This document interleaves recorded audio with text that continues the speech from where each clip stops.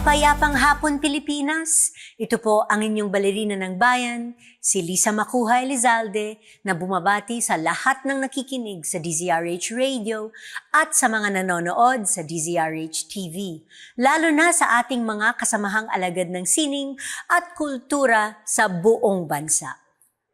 In a time when cities rush toward progress and reinvention, how do we make sure that we do not forget who we are and where we come from?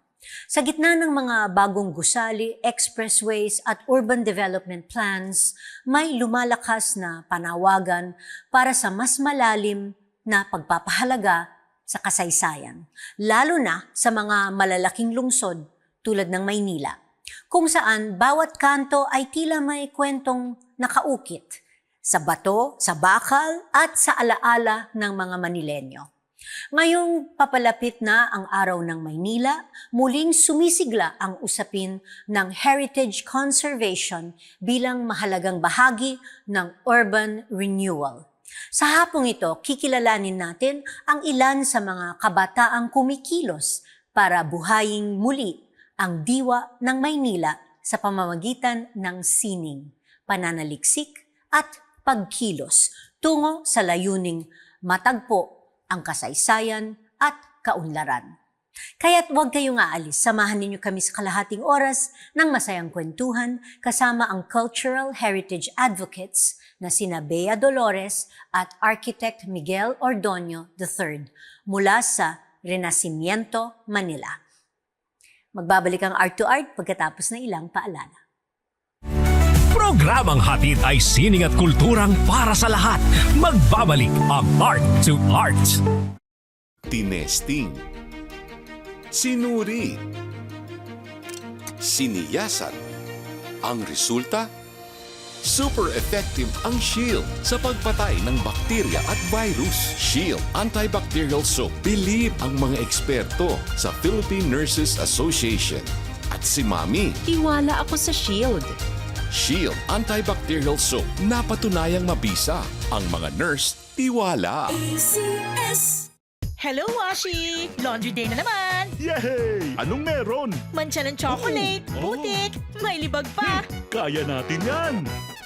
With Pride Washing Machine Detergent, may triple stain-away formula. Tanggal ang makapit, madikit, at malupit na dumit mancha.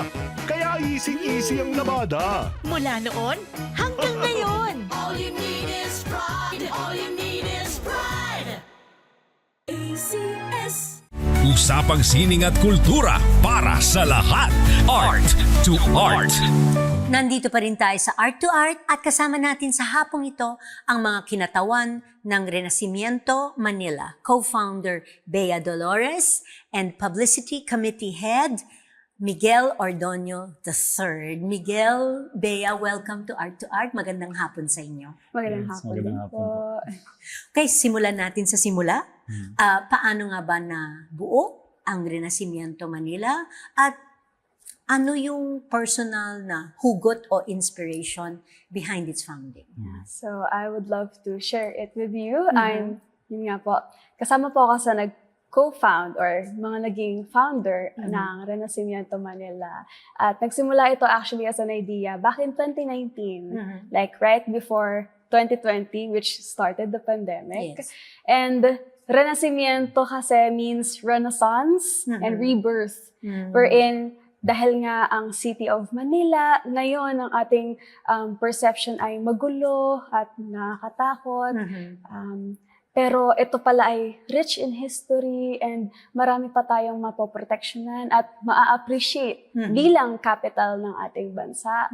Kaya ito po yung naging hugot namin na dahil sa napakaraming kailangang pangalagaan at ito ay kumbaga our own efforts na rin bilang mga Pilipino na kahit paano, the City of Manila as the capital of the city, the Manila as the capital city of the Philippines, of course, is also close to us as Filipinos ourselves. So it's not just for the Manileños living in the City of Manila, it's also for the entirety of our country. So it's really part of our nation building din naman po Okay. na to improve the city of Manila. It represents us as well. Yeah.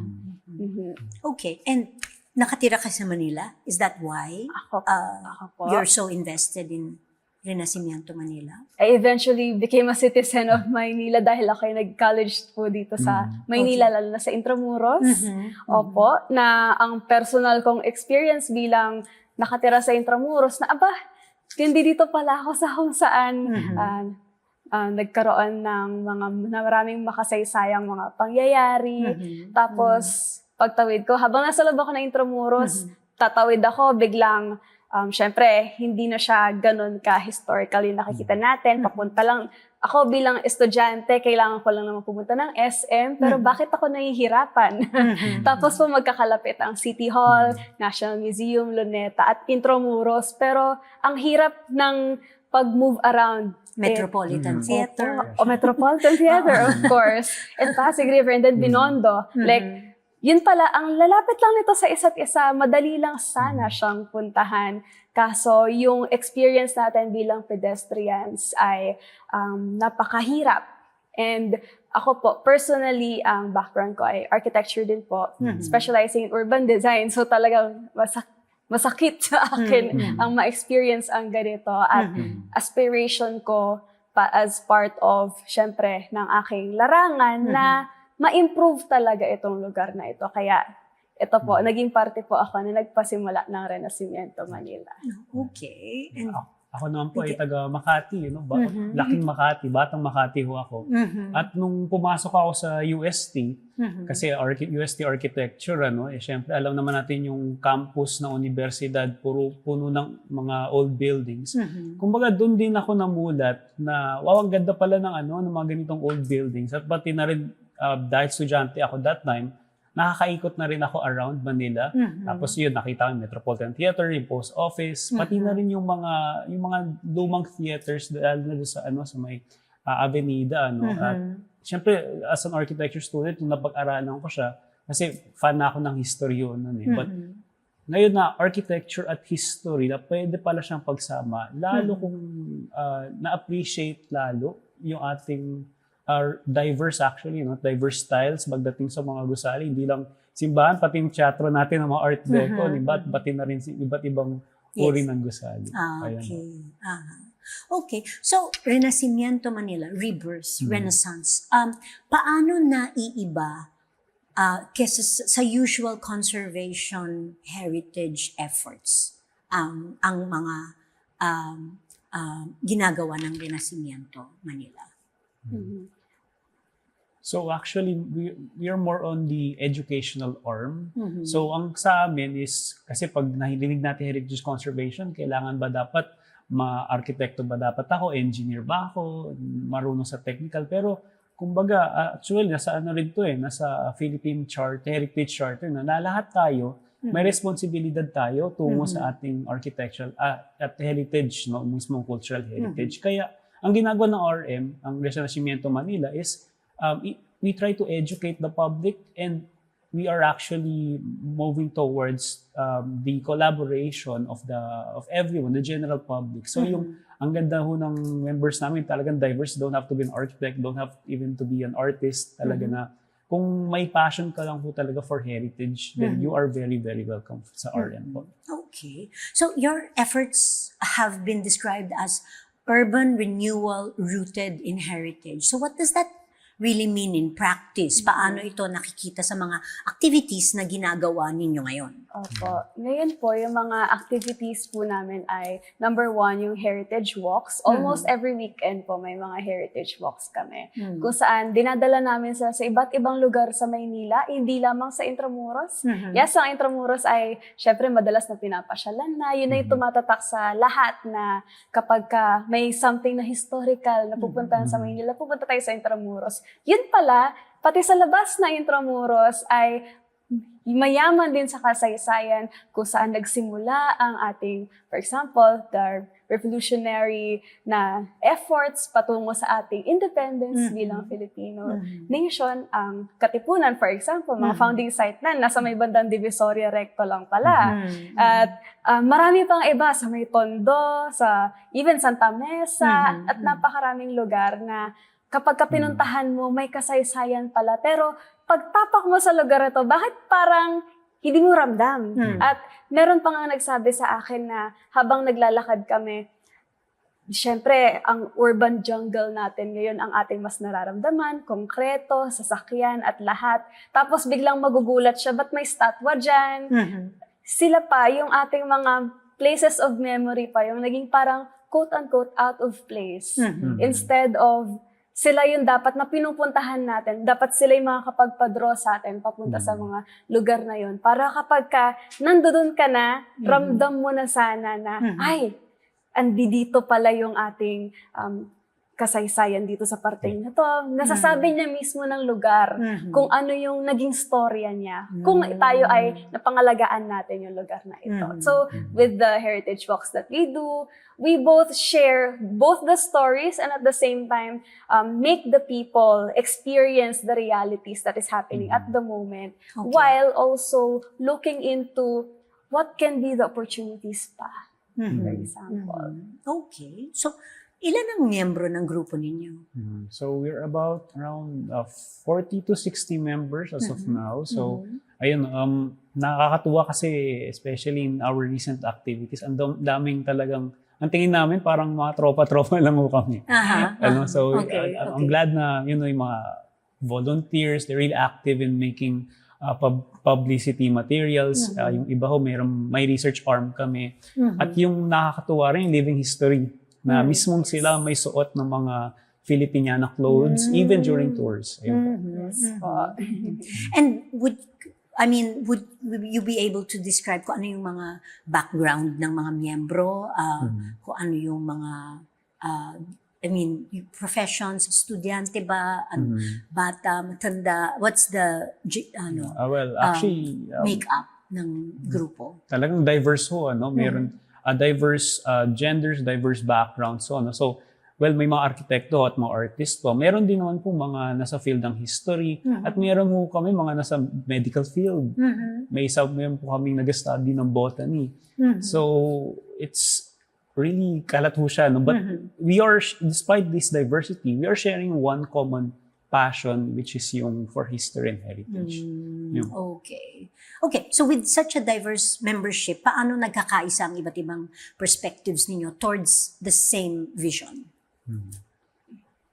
But pare-parehas naman po kasi kami na the greater aspiration is like a larger and better na environment for all, kumbaga, lalo na sa City of Manila. Kaya, dahil sa alam namin na malaki yung gusto naming marating at napakalaki naman talaga ng efforts at mga pangangailangan para talagang mapaayos yung mga heritage structures and all of that. And even the tiny things like even in creating the exhibits that we do, tulad na nabanggit ni Architect Miguel na living heritage, kailangan magpagawa kami ng mga actual period accurate na outfits. It's not easy because even the materials is very hard to find anymore, ganyan. So, dahil sa alam namin na napakarami namin pang kailangan gawin, syempre, magkakaisa po at talagang we're very focused on that type of aspirations po talaga. Okay, well, marami pa po tayong pag-uusapan kasama ang mga kinatawan ng Renacimiento Manila. Dito pa rin sa Art to Art. Magbabalik po kami pagkatapos na ilang paalala. Programang hatid ay sining at kulturang para sa lahat. Magbabalik ang Art to Art. Schedule ng mga inaabangang konsyerto, update sa mga magagandang panoorin sa mga tanghalan at teatro. Narito na ang Art to Art Calendar. Narito ang ating arts calendar. Sa musika, magkakaroon ng lecture si National Artist for Music Ryan Cayabyab sa temang Enhancing the Power of Music to Tell Our Story as Filipinos sa June 26, 4 to 6 p.m. sa Ayala Museum, Makati City. Bahagi ito ng Pamanang Pilipino, isang lecture series tungkol sa Filipino cultural heritage na batay sa permanent collections ng Ayala Museum at Pilipinas Heritage Library. Ang bawat tiket ay may kasamang libreng one-day access sa dalawang institusyon na maaaring gamitin hanggang July 26. Inihahandog ng Japan Foundation Manila ang Japanese singer-songwriter na si Ito Kashitaro sa kanyang pagbabalik sa Pilipinas. Matapos ang pagtatanghal bilang bahagi ng Fête de la Musique PH kahapon, magkakaroon siya ng collaboration kasama ang Filipino rapper na si OG Sacred at ang Tondo-based rap collective na Tondo Tribe ngayong araw na ito. Susunod siyang bibisita sa Philippine High School for the Arts sa Los Baños, Laguna sa June 23 at sa University of Baguio sa Baguio City sa June 24 at 25. Kilala sa pagsuot ng kanyang fox mask, si Ito Kashitaro ang umawit ng ending themes ng anime series na My Happy Marriage. Sa sining biswal at panitikan, inihahandog ng National Museum of the Philippines sa pakikipagtulungan ng Canvas o Center for Art, New Ventures and Sustainable Development ang interactive exhibit na Canvas 20 Years of Art and Stories sa National Museum of Fine Arts. Nagbukas noong June 14, patuloy itong makikita hanggang June 2026. Nahahati ang exhibit sa iba't ibang tema sa mga advocacies ng Canvas tulad ng literacy, education at children's rights. Kabilang sa makikitang sections ang Ode to a Young Reader, I Am the Change in Climate Change, Safe Space, Karapat-dapat at Read, Imagine, Create, kung saan magkakaroon ng storytelling, poetry writing, story writing, illustration at art appreciation at upcycling sa mga susunod na buwan. Libre ang admission sa National Museum. Tinesting, sinuri, siniyasan. Ang resulta? Super effective ang Shield sa pagpatay ng bakterya at virus. Shield Antibacterial Soap. Believe ang mga eksperto sa Philippine Nurses Association. At si Mami, Tiwala ako sa Shield. Shield Antibacterial Soap. Napatunayang mabisa. Ang mga nurse, tiwala. Hello, Washi! Laundry day na naman! Yay! Anong meron? Mancha ng chocolate, putik, may libag pa! Kaya natin yan! With Pride Washing Machine Detergent, may triple stain-away formula. Tanggal ang makapit, madikit, at malupit na dumit mancha. Kaya easy-easy ang labada. Mula noon hanggang ngayon! All you need is pride. All you need is pride. ACS. Usapang sining at kultura para sa lahat. Art to Art. Andito pa rin tayo sa Art to Art at kasama pa rin natin ang mga kinatawan ng Renacimiento Manila, co-founder Bea Dolores and Publicity Committee Head Miguel Ordoño III. Okay, so na-mention nyo kanina na you have ongoing projects, mainly yung inyong heritage walks at Manila, weekly. So can you tell us more about your other projects? All your ongoing projects. May exhibitions, may... Yeah, so siguro could start with the Digital Manila project. So ito ay we are composed of various 3D modelers, no? So ang ginagawa ho namin, pinag-aaralan namin based on archival photos and ano yung kung mayroong mga existing na building.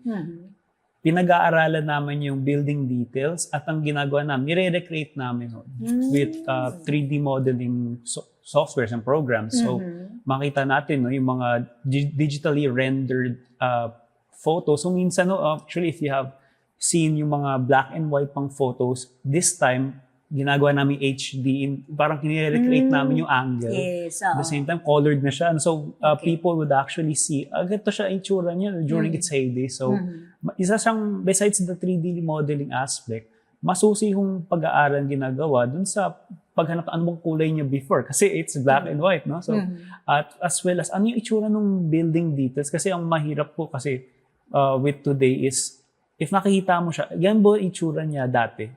So, in somewhat, since na-mention ni Bea a while ago, yung about memory, this is about,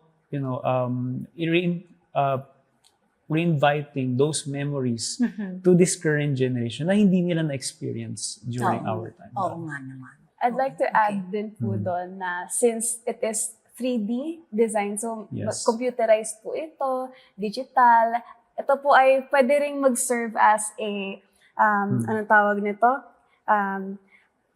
Potential for hopefully augmented reality. Augmented reality. Ano pa ba yung tawag sa ibang AR, VR, VR? yeah. Yung Virtual may- reality, and even applications, games. Kung sa mga kabataan ngayon, familiar kayo sa mga Assassin's Creed and other games dyan. Potential po na what if magkaroon ng Manila version kung saan Yes. tayo mismo parang nakastep into the old Manila at the time, at the same time, kasi given na maganda po yung environment before, no? Napakaganda ng mga arkitektura natin nung panahon na yon. It's also helping us, welcoming everybody to go beyond nostalgia, to think what more can we do and what more can we have now with the technology that we have today, building materials na available and all, para ma-inspire tayo sa kagandahan ng past para makapag-disenyo ng mas magandang environment and buildings. Hindi lamang sa City of Manila, pero of course sa entire Philippines din. Okay. Yes. At ano naman ang response ng publiko sa mga proyekto ninyo sa Heritage Walk, sa digital exhibition? Anong response nila? They're actually pretty excited na parang may, especially nung mga weeks ago, may mga tours kami na parang they would ask us na parang, oy, ako po yung nasa Malate Walk na dumating ng Intramuros Walk. So it's something na hindi lang pupunta mo isang walk pero you would want to go to a series of walks para ma-further appreciate. Kasi if you for example, we have LRT tours. For people na parang sa mga sakay ng LRT, di ba, na parang hindi mo namalayan na may kasaysayan pala, may kwento kada stasyon itself, no? At further na-appreciate nila yun as well as the use of public transportation. Ayun po. Okay. And may advocacy component din ba ang mga ginagawa ninyo? Like, how do you work with or sometimes push the government or private groups to act on heritage issues? Magbibigay po kami ng example. Like, lalo na po nung sa Capitol Theater. So, ito po ay, of course, yes. designed by a national artist for architecture, Juan Nakpil. And then, unfortunately, it became, a developer intends to put a high-rise structure there. And many of its parts na ay, nasisira na. Ang nangyari po kasi niyan, kami po sa Renacimiento Manila, nagsimula po kami ng mga Pasig River Heritage Appreciation Walks. Dahil sa isa pang concern. Eventually, paulit-ulit po namin itong ginagawa halos after several months, mapapadaan kami sa Capitol Theater. At syempre, may iba kaming ginagawa. Pero syempre, yung mga participants, mga members namin, papalingon-lingon sa Capitol Theater, ina-admire yung beauty niya.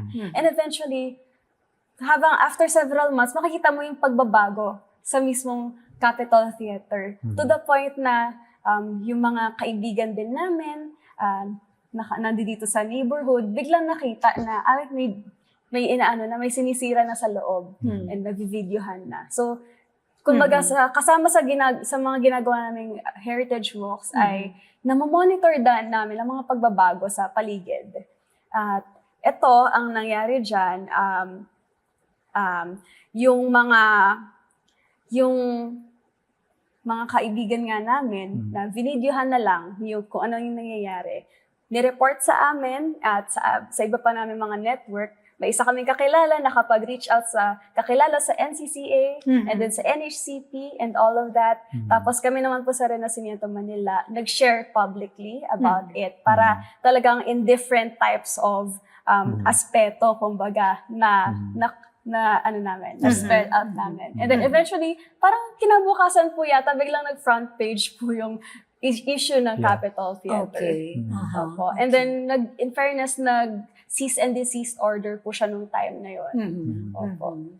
Wow, ang ganda naman ng kwento na yon. Yes. Okay. So, saan naman nanggagaling ang suporta ninyo? Like funding, partnerships, or even volunteers? Mahirap bang maghanap ng support for this kind of work? Una po, nagkaroon po kami actually ng Digital Manila Project na exhibit sa Chinatown Museum. Hanggang ngayon, nandoon pa rin po yun.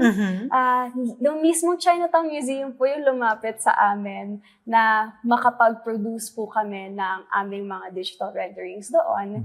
At sila po yung nag-assist sa amin and encourage na merong grants ang NCCA for that. Kaya nang dahil po doon, nagkaroon kami ng unang huge tranche of grant para ma-pursue ang isang buong Escolta Street na nabanggit po ni Yes, sir. Architect Miguel na talagang nagawa namin siya na bawat 3D models buong kahabaan nun. Opo. And eventually, naging featured po sa Chinatown Museum. Afterwards po, we do have some donations coming in, and of course we need more of that, and mostly the Heritage Walks as well helps us then sustain our own monthly needs in the organization. And with that, yung mga nagiging pondo po namin na nakakalap, we also provide allowances for our volunteers, marshals, etc., the researchers, the artists as well. And at the same time, most especially as well for the exhibits in creating the living history. So what we share as the kabihisnan. Yes. Opo, kabihisnan kasi bihis sa kabihasnan. Civilization. So Opo. just to add also yung sinabi ni Bea, we also join, or kung may opportunity, yung mga booths, we also sell merchandise, mga ganyan, mga t-shirts, postcards, na likha mismo ng mga artists na mga members. So maganda yung makita yung diverse nung may mga manual drawing, may mga paintings, meron din mga digital, may ginawa kaming Digital Manila postcards, those mini postcards, and even the materials and yung edges niya. Kuha niya yung period accurate. 1930s. 1930s Postcards. Talaga. Pero color this time, it's Yeah. a rendering of, recreated rendering of the view ng mga postcards dati. Yes. Okay. May bayad ba yung Heritage Walks? Yes po, although at a minimal fee, like of course there are the travel and tours na they pay at a premium price and all that. Kami po, given that it is for the advocacy, talagang we do it at a, usually regular rate is 600 pesos for the public heritage walks. Okay. And anong budget naman ng dapat ilaan para sumama sa isang Heritage Walk aside from the entrance ticket? Obviously, may pagkain ba, all of that? Ano po, usually naman, Inumin. usually naman po, ito po ay talagang given na outdoor activity Yes. po siya. May times po na we are partnered with several communities depending on the places that we go to. Opo. Mostly talagang more on educational walking. We stop at sites to talk about their own history and all of that. For example, in Quiapo, we do include food already in that fee of 600 pesos. Okay. Well, dahil malapit na ang araw ng Maynila, it's in 2 days, right? Can you share with us, what does a better Manila look like for you? Sige. Bilang isang architect at specializing heritage conservation, ang tulad ng Maynila, na very lahat ng kultura nandun at medyo sasabi natin magulo, pero hindi dapat iniiwan sa movement natin towards progress. Hindi dapat tinakalimutan ng kasaysayan. Diba? Narito ang mga old buildings na sumasalamin ng character, ang na-experience na ating mga lolo't lola before. So kumbaga, ito ay nagbibigay ng identity kasi sa ating lipunan. No? So kumbaga, moving forward, hindi dapat siya iniiwan, kundi dapat mas nagiging relevant siya, no, to the society that we are living in today. At ganun, sa pamamagitan ng ganun, nabubuhay mo yung turismo eh. 'Di ba? So naipapakilala ang Maynila hindi lang sa Pilipinas, pati na rin sa ibang bansa. What is a better Manila for you, Bea? Sa akin naman po ay ang Better Manila ay ang lugar na nakakapag-celebrate ng pagiging Pilipino natin. Kumbaga yung bawat lugar sa ating kapaligiran, pinapakita niya yung halaga ng kasaysayan at kung gaano ka-importante maging Pilipino, especially in a world na sobrang hitik na tayo sa globalization, na maramdaman natin yung identity natin, hindi tayo maging lost. At with that, kapag karamdam natin yung identity natin, ramdam din natin at willing na willing tayo pangalagaan kung ano man yung mga natitirang places of memory natin. Totoo.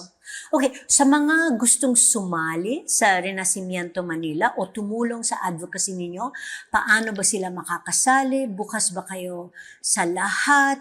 Meron ba paano kayo makontak? Please invite. So please like our page sa Rebirth Manila as well as Instagram yun, rebirth.manila. Tapos maaari rin yung makita doon yung mga calls namin for Heritage Walks. Again, we do naman mga monthly updates, monthly schedules na pinapalabas namin. Ayun po. Opo.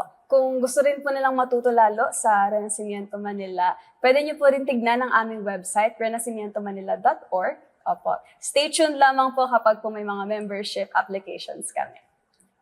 And speaking about staying tuned, what's next for Renacimiento Manila? Any big projects we should watch out for in the near future? Yes. This coming October, though we won't say any specifics yet, but it's gonna be about something about Digital Manila. So, sa banggit ni Bea, sa Chinatown yung last Digital Manila project, there will be another one and we will be looking forward to another better exhibit. Oh, okay. This October. This October. Yes. Tapos, tuwing magkakaibang buwan yan, like July, August, September, October, November, December, iba't iba ang mga heritage walks po namin. Kumbaga, kung nakapunta ka sa Tondo nung nakaraang buwan, sa susunod sa ibang lugar naman yung mga available namin na walks. Pero ang laging constant sa amin ay every month, meron kaming LRT tours at ang kakaiba dito ay paiba-iba rin siya ng ruta. May north, may south. Tapos kahit iisang route yan na south, iba-iba pa rin yung sites na pupuntahan. Opo. So talagang kada buwan, iba-iba yung mga magiging experiences. Ang pinaka-consistent namin, lalo kapag sa December, ay ang Noli Me Tangere El Filibusterismo themed walk, kung saan pupuntahan namin yung mga story, yung mga lugar na na-mention ni Jose Rizal sa Noli Me Tangere El Filibusterismo. Kasi po ito po ay kanyang death anniversary. So by December, we conduct that type of tour. And halimbawa, gusto kong sumali sa isang heritage walk. Paano yung proseso? Kailangan bang mag-register? Magbayad in advance? Isubmit ang pangalan? Anong dapat gawin? Oo. Bale, sa Google Forms po, kapag po pinopost namin sa aming social media, meron po silang, ilalagay lang po nila sa registration kanilang pangalan, at doon na po ibabayaran ng kanilang registration fee. Okay. And may limit ba sa pwedeng sumali sa heritage walks? Like, usually, depende po siya sa tipo ng heritage walk. Like, for example, sa LRT tour, maximum of 20 participants. Pero on other walks naman po, as long as di kami lalampas ng 40, okay na po yun. 40, na po yun. naglalakad, magkakasama. Okay. Maraming salamat sa pagdalaw ninyo dito sa aming programa. Bea, Miguel, and of course, more power to Renacimiento Manila. Maraming po salamat. Maraming po salamat. Hanggang sa susunod na linggo, samahan ninyo kami ulit dito sa Art to Art, kung saan ang usapang sining at kultura ay para sa lahat. Ito po ang inyong balerina ng bayan, Lisa Macuhay Lizalde, nagpupugay sa artistang Pilipino.